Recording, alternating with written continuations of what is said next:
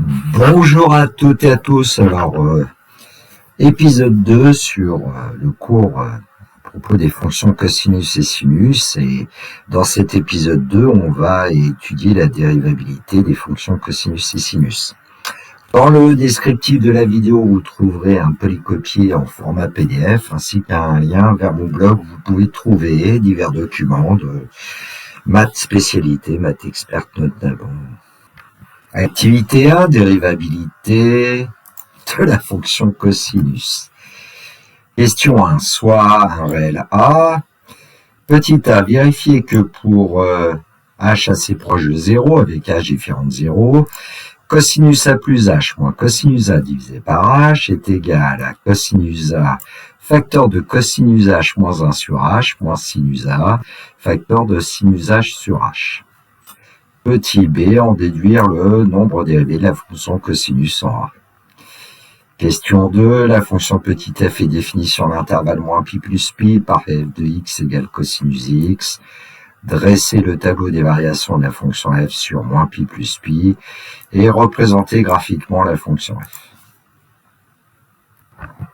Correction, donc la question A, vérifier que pour h assez proche de 0 avec h différent de 0, cosinus a plus h moins cosinus a divisé par h égale cosinus a, facteur de cosinus h moins 1 sur h, moins sinus a, facteur de sinus h sur h. Bon, on va aller chercher évidemment les formules de cosinus d'une somme, cosinus a plus h, c'est cosinus a multiplié par cosinus h, moins sinus a multiplié par sinus h. Ensuite, on va faire apparaître le numérateur en soustrayant cosinus a plus h moins cosinus a, c'est cosinus a cosinus h, et puis le moins cosinus a, on va le mettre au milieu parce qu'il va venir se rapprocher de ce cosinus a qui est là au départ, moins sinus a sinus h. Bon, donc cosinus a plus h moins cosinus a, c'est cosinus a, facteur de cos h moins 1, moins sinus a, facteur de sinus h. Et en divisant par h, on va obtenir cosinus a multiplié par cosinus h moins 1 sur h, moins sinus a multiplié par sinus h divisé par h. Alors, je rappelle quand même que dans la vidéo précédente, épisode 1, on connaît la limite de cette expression, cos h moins 1 sur h, quand h tend vers 0, c'est égal à 0. C'est le nombre dérivé de la fonction cosinus en 0, et puis sinus h sur h, quand h tend vers 0, tend vers 1, c'est le nombre dérivé de la fonction sinus en 0.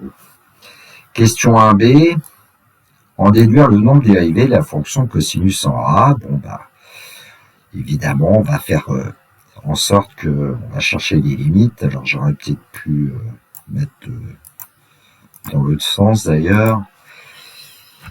Donc la limite de cosinus h moins 1 sur h, c'est 0, quand h tend vers 0.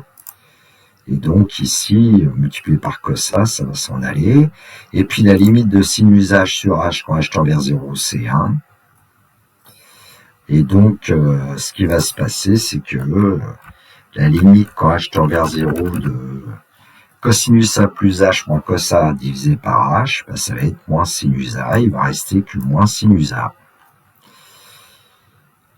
Bon, on a fait apparaître le taux de variation de la fonction cosinus entre a plus h et a, et c'est ce taux de variation, il a pour limite moins sinus a, ça veut dire que la fonction cosinus elle est dérivable en a, et le nombre dérivé de cosinus en a, c'est moins sinus de a. Moralité, la fonction cosinus est dérivable sur grand R, et la dérivée de la fonction cosinus, c'est moins la fonction sinus sur grand R. Alors, une petite remarque, parce qu'à partir du moment où on connaît la dérivée de la fonction cosinus, on peut obtenir aussi la dérivée de la fonction sinus. Alors, comment ? Pour tout réel x, on sait que sinus x, c'est cosinus pi sur 2 moins x. Petit rappel de trigonométrie, éventuellement. En fait, il y a une manière simple quasiment de le retrouver, c'est que le sinus d'un angle, c'est le cosinus de l'angle complémentaire. Dans un triangle rectangle, par exemple, si vous avez un angle de x, et bien l'autre angle, ce sera pi sur 2 moins x, si on ne tient pas compte de l'angle de 90 degrés, bien sûr, de pi sur 2. Et donc, comme la fonction cosinus, elle est dérivable en tout réel, elle va être dérivable en pi sur 2 moins x, ce qui fait que la fonction sinus va donc être dérivable en x. Alors, comment est-ce qu'on va pouvoir trouver la dérivée de sinus x? Il suffit de dériver la fonction qui a x associée cosinus pi sur 2 moins x. On sait que dans ce cas-là, pi sur 2 moins x, sa dérivée, c'est moins 1, donc on fait apparaître le moins 1 devant, de sinus pi sur 2 moins x. Sinus pi sur le moins 1, il est là, hein. Et puis la dérivée de mon cosinus, c'est moins sinus.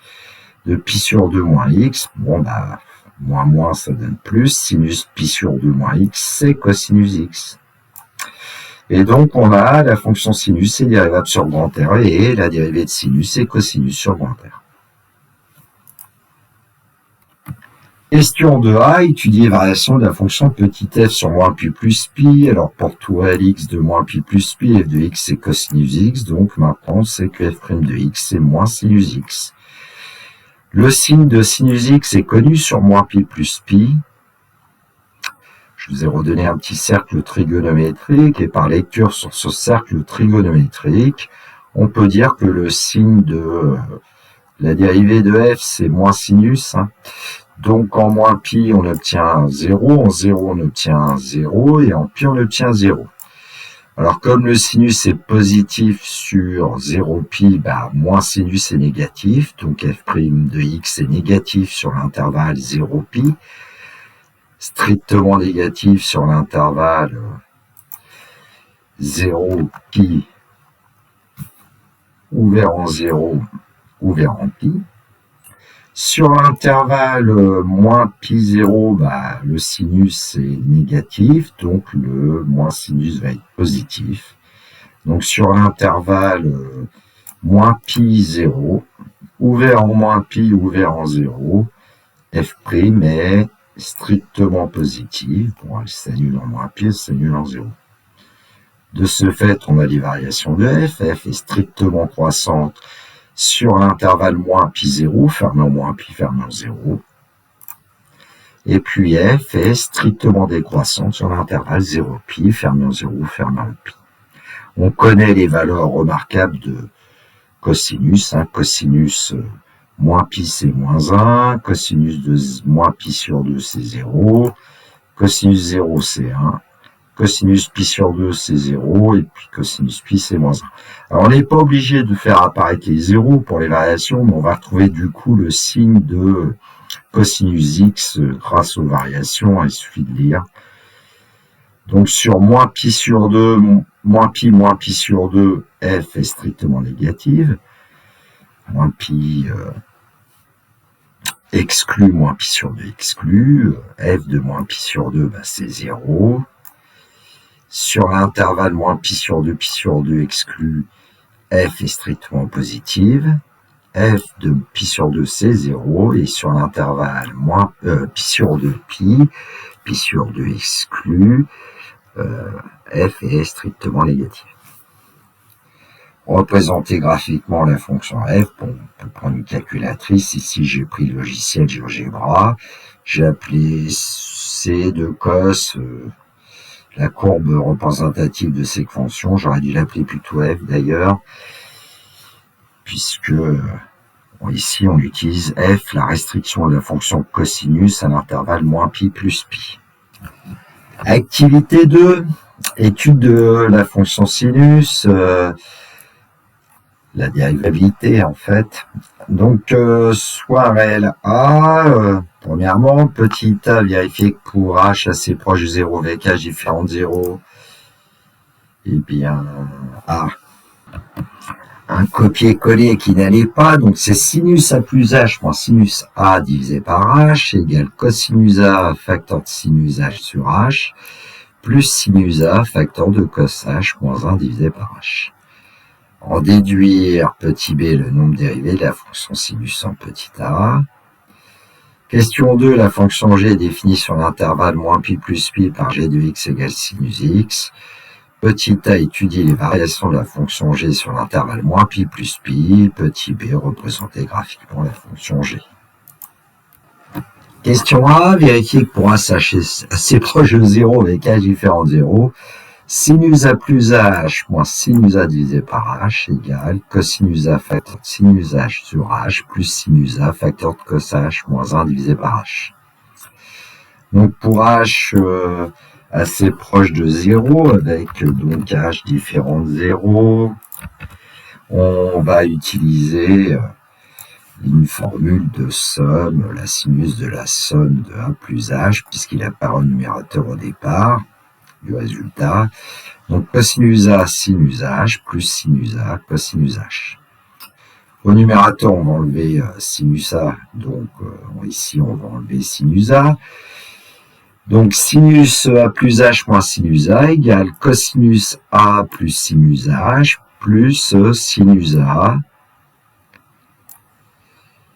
Et donc j'ai mis multiplié par cos h moins 1 parce que j'ai sauté une petite ligne où ici j'avais enlevé sinus a. Voilà, donc on factorise. Et puis en divisant par h, on va obtenir cosinus a multiplié par sinus h sur h plus sinus a multiplié par cosinus h moins 1 sur h. Donc on connaît les limites de ces deux expressions, on l'a vu dans l'activité 1. Ça va nous permettre de résoudre la question 1b en déduisant le nombre dérivé de la fonction sinus en petit a. Ici, j'ai rappelé ce qu'on vient d'obtenir. Donc cosinus a, quand h tend vers 0, ça reste cosinus a. Sinus h sur h, on sait qu'il tend vers 1. Et puis cosinus h moins 1 sur h tend vers 0. Donc multiplié par sinus a, ce terme-là tend vers 0 et le premier terme tend vers cosinus a. Donc on a la limite quand h tend vers 0 de sinus a plus h moins sinus a divisé par h qui est égal à cosinus a. Le taux de variation de la fonction sinus entre a et a plus h a pour limite en 0 cosinus a, donc ça nous permet de dire que la fonction sinus est dérivable en a. Et la dérivée de sinus en a, c'est cosinus a. Autrement dit, on peut dire que la fonction sinus est dérivable sur grand R et la dérivée de sinus, c'est cosinus sur grand R. Alors, une remarque, comment retrouver la dérivée de la fonction cosinus grâce à la dérivée de la fonction sinus? Pour tout réel x, cosinus x, c'est sinus de pi sur 2 moins x. Le cosinus d'un angle, c'est le sinus du complémentaire. Comme la fonction sinus est dérivable en tout réel, elle est aussi en pi sur 2 moins x, donc la fonction cosinus est dérivable en x. Pour trouver la dérivée de cosinus, on cherche la dérivée de sinus pi sur 2 moins x, et donc ça nous donne moins cosinus pi sur 2 moins x, puisque la dérivée de pi sur 2 moins x, c'est moins 1. La dérivée de sinus, c'est cosinus. Et donc cosinus, la dérivée de cosinus, c'est moins sinus. C'est un copier-coller, j'ai pas rectifié, j'en suis désolé. Donc la fonction cosinus est dérivable sur R, et la dérivée de sinus, c'est cosinus sur grand R. Bon, ce qui fait que finalement, une seule des deux activités suffirait pour obtenir la dérivabilité des fonctions sinus et cosinus, mais j'ai voulu vous montrer les deux pour que vous puissiez voir un peu comment on pouvait faire indépendamment l'un de l'autre. Alors la question 2a, étudier les variations de la fonction g sur moins pi plus pi. Pour tout réel x de moins pi plus pi, g de x, on nous dit que c'est sinus x, donc g' de x, c'est cosinus x. Le signe de cosinus x est connu sur l'intervalle moins pi plus pi, je vous l'ai rappelé grâce au cercle trigonométrique. Alors je n'ai peut-être pas détaillé tout à l'heure, mais quand on travaille entre, par exemple, moins pi sur 2 et pi sur 2, j'ai colorié en bleu pour dire que cosinus est strictement positif. J'ai colorié les points JL en vert parce qu'à ce moment-là, cosinus moins pi sur 2 comme cosinus pi sur 2 vaut 0. Et puis sur l'intervalle, moins pi sur 2 moins pi sur 2 représenté par l'arc KL, cosinus est strictement négatif. Et puis sur pi sur 2, pi, représenté par l'arc JK, cosinus est strictement négatif, alors pas en J évidemment. De ce fait, on obtient le signe de G' de X, le signe de cosinus X. Cosinus moins pi, c'est moins 1, je ne l'ai pas indiqué. Ensuite, sur moins pi sur 2, le cosinus est strictement négatif. En moins pi sur 2, cosinus prend la valeur 0. Sur l'intervalle moins pi sur 2 jusqu'à pi sur 2, ouvert, le cosinus est strictement positif. Cosinus pi sur 2, c'est 0. Et sur l'intervalle pi sur 2, pi, cosinus est strictement négatif. Ainsi, on obtient les variations de G. G est strictement décroissante sur moins pi sur 2, puis strictement croissante sur moins pi sur 2, puis strictement décroissante sur pi sur 2, pi. On retrouve le signe de sinus grâce aux variations, puisque j'ai indiqué les valeurs qui annulent. Alors, moins pi, c'est 0, sinus 0, c'est 0, et sinus pi, c'est 0. Donc, on obtient à nouveau le signe de sinus X qu'on sait lire sur un cercle trigonométrique. Donc, sinus de moins pi, c'est 0. Sur l'intervalle moins pi, 0, ouvert en moins pi, ouvert en 0, le sinus est strictement négatif. Sinus 0, 0. Et sur l'intervalle 0 pi, ouvert en 0, ouvert en pi, le sinus est strictement positif. Et en pi, le sinus prend la valeur 0. Pour représenter graphiquement la fonction G, on obtient donc cette courbe de G. Alors, j'ai pas indiqué le maximum, le minimum. À vous de le faire, le maximum il est atteint en pi sur 2 ici, et le minimum est atteint en moins pi sur 2. Alors, ce dont je n'ai pas parlé, c'est par exemple de la convexité ou de la concavité des fonctions, par exemple f et g. Maintenant que vous connaissez les dérivées de sinus, cosinus, vous pouvez calculer f seconde et puis étudier son signe sur l'intervalle moins pi plus pi. Vous pouvez calculer g seconde, étudier son signe sur l'intervalle moins pi plus pi et en déduire. Alors, il me semble qu'ici, on peut quand même se douter qu'il va y avoir un point d'inflexion au point d'abscisse 0, c'est-à-dire au point A. Donc, la fonction, par exemple, g ici, a l'air sur 0 pi, la courbe est située en dessous de ses tangentes, alors que sur moins pi 0, elle a l'air située au-dessus de ses tangentes. Pour la fonction petit f, qui était définie sur moins pi plus pi par f de x égale cosinus x, on pense qu'il va y avoir un point d'inflexion à la courbe au point d'abscisse moins pi sur 2 et aussi au point d'abscisse pi sur 2. Alors si on regarde tout simplement sur l'intervalle 0 pi, la courbe va certainement être située en dessous de ses tangentes sur l'intervalle 0 pi sur 2. Et puis, sur l'intervalle pi sur 2 pi, la courbe semble située au-dessus de ses tangentes. Et donc, on peut en déduire la concavité et convexité de cette fonction. Bon, finalement, je vous ai fait une construction de cette tangente. Donc, on va faire bouger un point M qui décrit la courbe de f. Avec ici, au voisinage du point M, la tangente TM qui est située en dessous. Puis un point d'inflexion certainement moins pi sur 2, pardon, quand même. Un point abscisse moins pi sur 2. Au voisinage du point M sur l'intervalle moins pi sur 2 plus pi sur 2, la tangente est située au-dessus. Le point M d'abscisse pi sur 2 va être tel que la tangente va traverser la courbe en ce point. Et ensuite, pour les valeurs de t composées entre pi sur 2 et pi, au voisinage du point M, La tangente est située en dessous de la courbe. Pour le plaisir des yeux, une petite animation.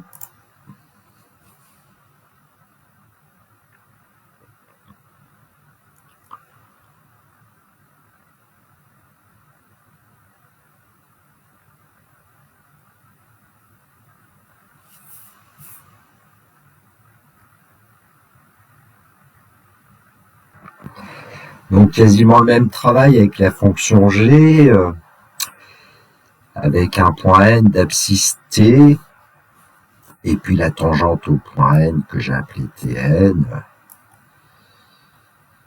Animation pour le plaisir des yeux. Je vais peut-être quand même réduire un peu la vitesse.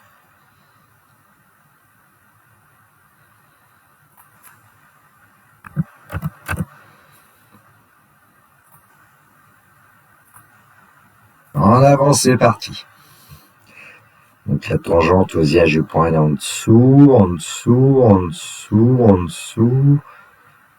Et au point O, un point d'inflexion. Et donc là, au zigzag du point N, la tangente se situe au-dessus de la courbe CG. C'est bien au voisinage du point. Voilà, cette vidéo est terminée pour moi. Il me reste à vous souhaiter une très belle journée. Surtout, prenez bien soin de vous. Que la force soit avec tous les étudiants.